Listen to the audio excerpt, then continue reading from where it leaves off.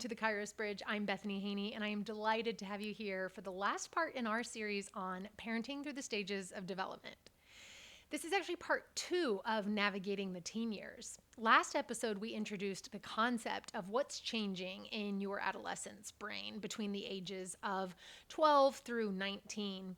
And today, we're going to take more of a focused look on what is it that they're wrestling with and how can we show up in a way that helps support their development, especially when they are hiding things or they stop talking to us.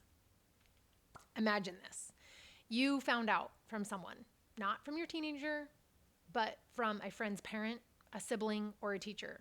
Something significant. Something that should have come from your teen straight to you first. Maybe they've been dating someone for 3 months and you found out from their friend's mom in the school pickup line. Maybe they got into a fight, like a real one, not an argument, but a physical fight. And you didn't hear about it until 2 weeks later from another parent. Maybe they were excluded from a friend group, publicly and painfully, and they never said a word. Maybe they failed a class and the school emailed you, but your teen never mentioned it. Maybe they were at a party with alcohol and you found out from a neighbor who saw them. Perhaps they've been struggling with anxiety so severely that they've been crying in the bathroom at school every day, and their counselor calls you one evening, but your child seemed to be completely fine at dinner all week long. The thing is that it stings. What stings the most isn't even necessarily the thing that you found out, but the fact that they didn't tell you. And you're trying to figure out, like, is this normal? Did I do something wrong? Have I already lost them? How do I get back in without pushing them even further out? I want to tell you something before we go on further. Your teenager is not hiding from you because they don't love you. They're hiding because they're in the middle of one of the most complex developmental tasks of their entire life, figuring out who they are. And they're not sure whether you are safe to be with when they are still trying to figure out who they're becoming. Sometimes they fear rejection from the people that they love the most, and so it's easier to develop and hide in secret. That is not a permanent verdict, though, on your relationship. It's the question that they're asking, like, who am I? Who am I becoming? And will my parents still love me while I figure this out? And no matter who it is that I become or decide that I am.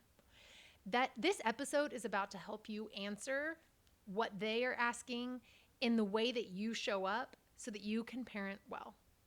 So in the last episode, we talked about early adolescence. When they start to pull away, they protect their identity, they start to identify more with friends, and the parenting role shifts from director to consultant. If you haven't watched that episode, please be sure to go back and do that because this episode builds directly on that. Now we're talking more about some of the later developmental elements of adolescence. The things certainly can show up earlier than the age of 15, but often between the ages of 15 and 18, this identity work has deepened. The early teenager was trying on new identities, experimenting, testing, exploring, whereas the later teenager is beginning to commit. They're developing values and beliefs, relationships, direction on their own. The question starts to shift from who am I to who am I becoming, and is that person safe to bring out into the open with my family? This is where trust either compounds and builds or collapses. Everything that was built or not built across their entire childhood, from the infancy of trust, the toddlerhood of independence and autonomy, the early childhood of taking initiative and doing things on their own, the middle and the late childhood of building confidence in their own capabilities, in their early teen years of exploring who they might want to be, it all arrives at this moment. The teenager who brings you the hard things is the teenager who trusts, because trust has been consistently earned across the early years and the early ordinary moments. Whereas the teenager who hides is not secretive by nature. This is a teenager who has learned it through accumulated experience. They've learned that bringing you real stuff is not always safe. That is not an accusation. It is merely meant to be an honest description of how trust works. And the good news is that trust can always be restored and rebuilt. It is never too late, because to become the parent that they need helps bring things together. And it is a beautiful thing to see this happen even in the later years of adolescence. Okay, so I want to talk about a psychologist whose work I really value a lot, James Marcia, and how he describes the teen's identity process. So I'm going to give you a tool that will help you read your teenager before you react to them. And so Dr. Marcia built on Dr. Erickson's work and identified 4 specific identity statuses, or 4 places that a teenager can be in their formation process at any given time. Understanding which one you're looking at changes everything about how you respond. So the first one is identity diffusion. The teenager who hasn't committed to anything and isn't actively exploring anything either. They appear apathetic, directionless, or checked out. They're often mislabeled as lazy, but they're not lazy, they're adrift. And what they need is not pressure to commit. They need a safe relationship where gentle curiosity encourages them to ask tough questions. Now, the second status is identity foreclosure. This is the teenager who is already committed to an identity without exploring it. It's usually an identity that has been adopted wholesale from parents, culture, or a peer group. This teenager appears to have settled in, but they haven't actually done any of the internal work yet. And so this can look like compliance, and it often gives us the least amount of heartburn because we're like, oh, they've just adopted our beliefs. But this identity has not been tested. It's just been simply taken from someone else and put on. And that identity is very fragile. The first real challenge in life will shake them to their core. We don't want them to blindly adopt our beliefs without testing them for themselves. Now, the third status is identity moratorium. This is the teenager who's actively exploring, but they haven't made a commitment yet. This is the messy middle. This is the one that really makes us uncomfortable as we're like watching them do all of this and we're like, we can see where they're headed and we do not like it. Or we might say like, I can see where you need to head. Like, can you just get there faster? They are questioning everything. They're trying things on. They appear unstable, contradictory, and even can be distressing to be around. This is actually one of the healthiest statuses, though. It's the one that's most likely to lead to genuine identity achievement. But it's the hardest for us to live with because it looks like crisis, even though it's growth. Okay, and the fourth one, identity achievement. This is the teenager who has explored and committed. They have a stable, internally owned sense of self.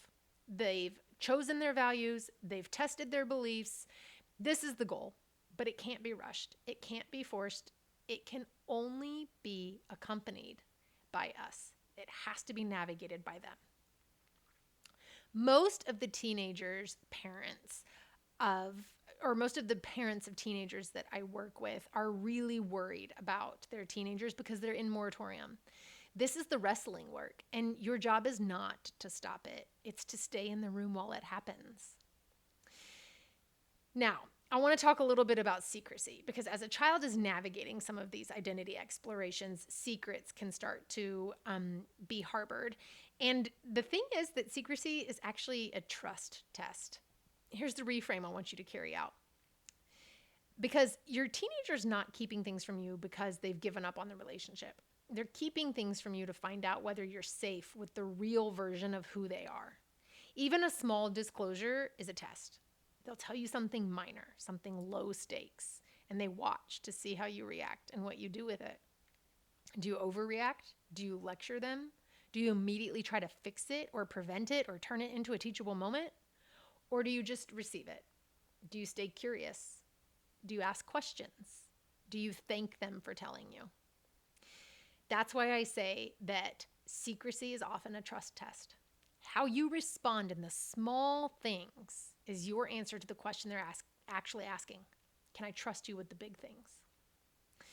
The phone is a part of this conversation, and I want to address it directly because it's a common complaint that I hear most from parents, especially of older teenagers. The phone is not the enemy. The phone is their social world. It is how they connect with the people around them. And the teenager who is surveilled, banned, or shamed around their phone doesn't become a safer teenager or a more trusting or open one. They actually become a more hidden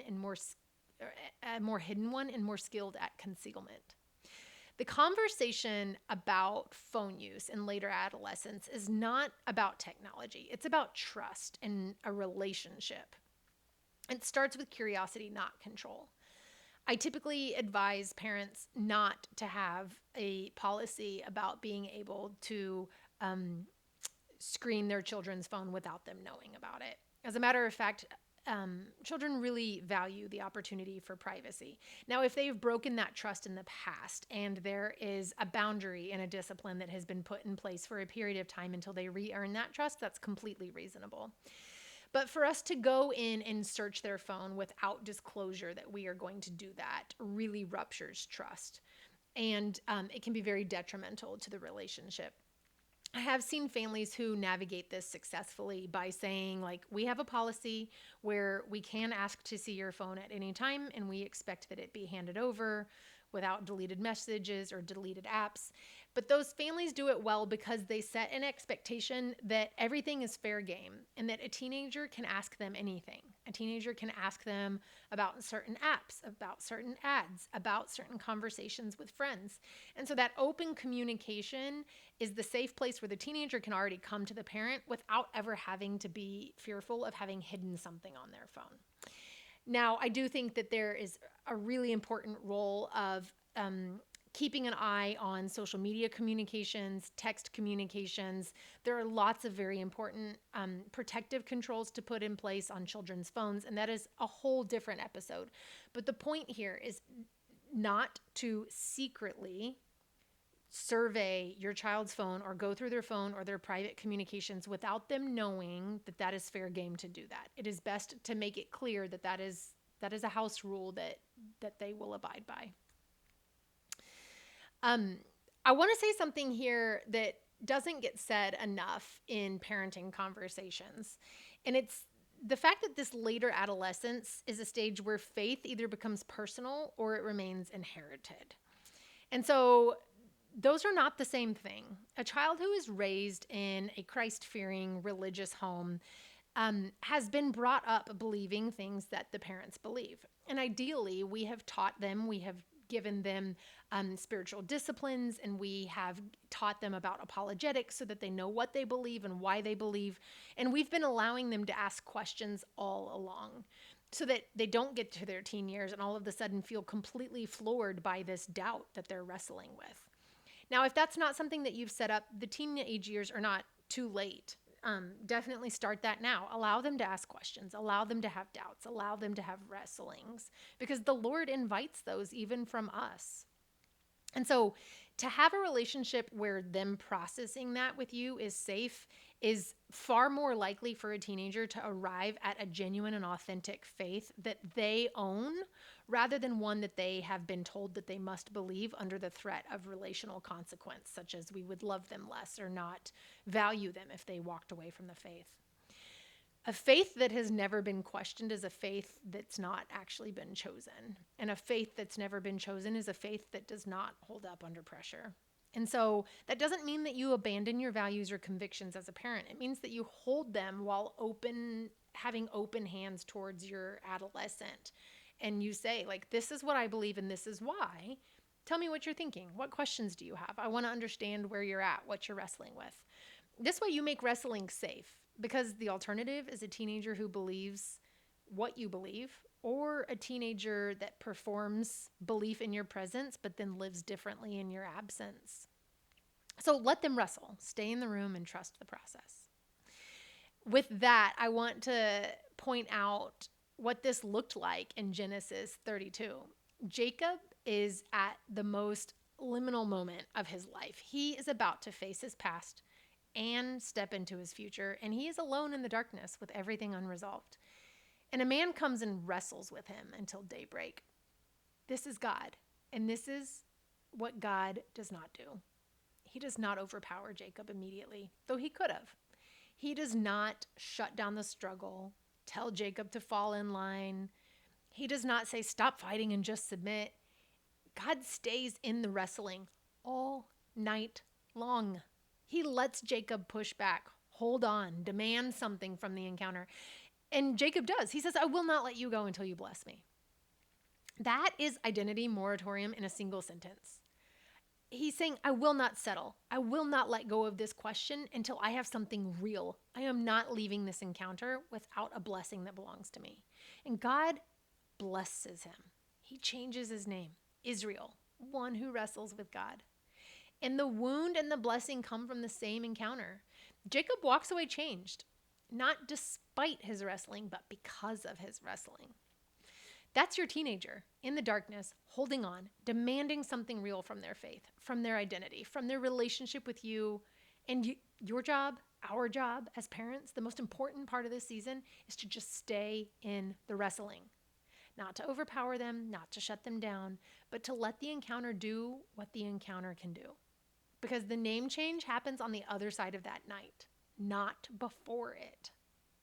And the limp that Jacob walks away with, so may you in your child. Staying in the wrestling costs something, but what we each walk away with is an identity that is earned, not simply inherited, not simply performed, but wrestled for and won and believed and truly transformed through relationship with Jesus Christ. Okay, let's make this practical in terms of how you can live this out this week with your teens. As always, start with notice it. Before you react to what your teenager is doing, notice what they're actually asking. Secrecy is not a behavior problem, it's a trust question. Withdrawal is not rejection, it's identity protection. The wrestling is not crisis, it's development. When you can see what's actually happening under the surface of the behavior, you stop reacting to the symptom and you start responding to what they actually need. Ask yourself, which of the statuses am I looking at right now? Is my teenager in diffusion, just adrift, and that maybe they need a gentle nudge towards where they're going? Or are they in moratorium? They're wrestling and they need me to stay in the room. Have they foreclosed, like committed without exploring? And they need a safe space to be able to ask questions. When you can name the status, you can respond to what the stage actually needs. Okay, next, name it. In conversation with your teenager, name what you're seeing without evaluating them. Not, you've been so secretive lately, but like, I noticed that we haven't had much time to really talk and I miss you. Not, you're pulling away from me and the family, but like, I can see that you're carrying a lot right now and I want you to know that I'm here. You're naming your observation and your availability without making their process of pulling away or hiding about your feelings. The distinction matters enormously to a teenager who's watching whether you're safe. And when they disclose something, name it back with curiosity rather than correction. Say something like, well, tell me more about that. Or how do you feel about that? Or what do you need from me right now? Do you need me to just listen? Or do you need comfort? Or do you need some help? It's what I call heard, hugged, or helped. Do they need to be heard, hugged, or helped? Those questions alone, like, do you want me to listen or do you want my thoughts? That communicates more safety than almost anything else you can say, because it lets them know that they can ask you for exactly what they need and you're not going to force your will upon them. They then need us to come alongside them and respond to the specific need, and that's the nurture it. The later adolescent needs you to be available without being intrusive, being present without evaluating their behavior, and being bounded with boundaries but not being coercive. They need you to hold your convictions with open hands so that they can learn them and understand them, so that we can make wrestling safe for them. And they need you to celebrate the small disclosures so that the big ones feel possible. They need a long game plan. This is not a season that you manage your way through. It is a season that you stay faithful through.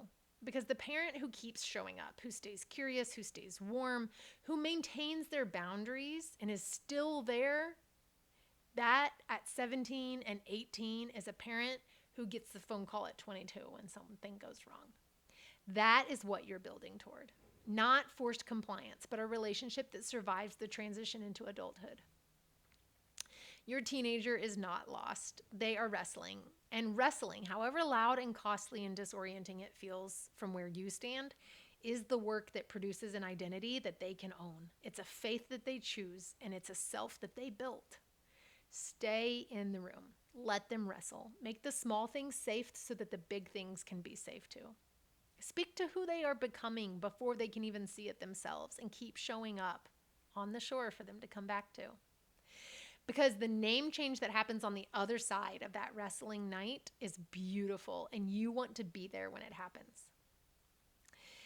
Thank you so much for spending time with us. We are going to move into future episodes about some behavior patterns that maybe you've seen, maybe misunderstood moments, oppositional defiant disorder. And I want to show you how rejection, chaos, coercion are the breeding ground for that defiance and how we can show up differently in our parenting. So make sure that you subscribe so that you don't miss the next series. If today helped you understand your teen differently, please share it with another parent who would love to hear it. And if you want to work through what this season of life could look like in your specific home with your specific teenager, I am always available at theKairosBridge.com, and I would love to walk alongside you. If you want to learn more about what is going on behind your child's behavior and the why behind how they behave, you can get my book, Notice It, Name It, Nurture It, on Amazon.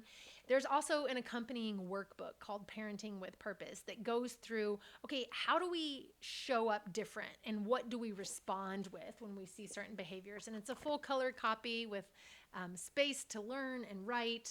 And then if you want to see it applied practically in real life, be sure to sign up for our next Parenting with Purpose 6-week parenting series. Whether you attend virtually or in person, we will be so happy to see you.